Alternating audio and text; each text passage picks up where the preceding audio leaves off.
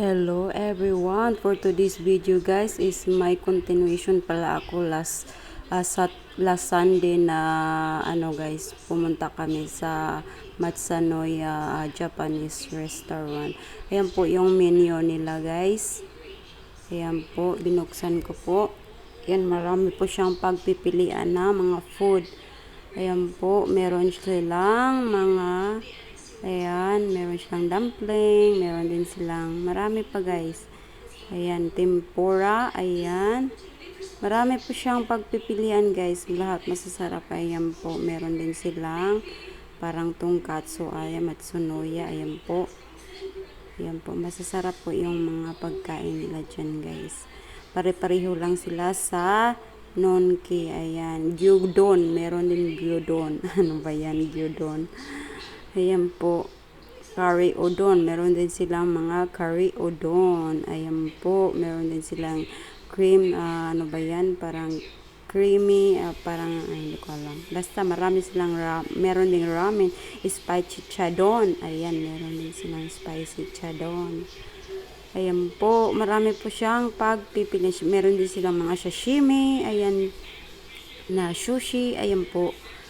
Ayan, meron sila yung bento box, pero hindi ko bet yung bento box nila guys. Ayan, simple lang yung bento box nila. Kaya hindi ako nag-order ng bento box dyan. Ayan po, meron din silang tempura. Ayan po, yung simple lang yung nila, yung bento box. Kaya hindi ko bet yung nasa bento box nila. Ayan po, mas bet ko yung iba. Ayan, diba? Mahal po din yung bento box nila guys, 400 plus. Same lang sila sa nonki talaga ng price. Pero hindi ko pa natikpan yung bento box dito. Sa nonki lang po ako nakatikim ng bento box. Ayan, ng Japanese. Japanese rin na naman yung nonki. Ayan po. Yan po ang place nila guys. Pwede din po kayo yan yung ilagay mo sa down yung paa mo. Ayan, dyan ka kumakain. Same lang talaga sila sa nonki. Ganon din sa nonki. Ayan po. Pag wala ng bakante, pwede po din doon kayo kumakain sa loob. Ayan, parang kwarto na rin. Ayan, di ba? Yan, komportable kami. Nasa nasa labas. Ayan, labas. Ay, nasa loob yan, pero nasa loob ng ng kanyang restaurant. Ayan po. Videohan ko pa kasi naghihintay din kami sa order namin yan. Naka-order na po. Medyo marami pong nagpuntahan dyan guys pagka maraming kumakain na mga Japanese. Ayan po. Maraming Japanese dito sa guys, sa Cebu. Ayan po.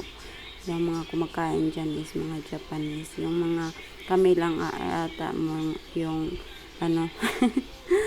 ayan. Maguro Yoki, ayan po, meron, hindi ko po alam yung mga food.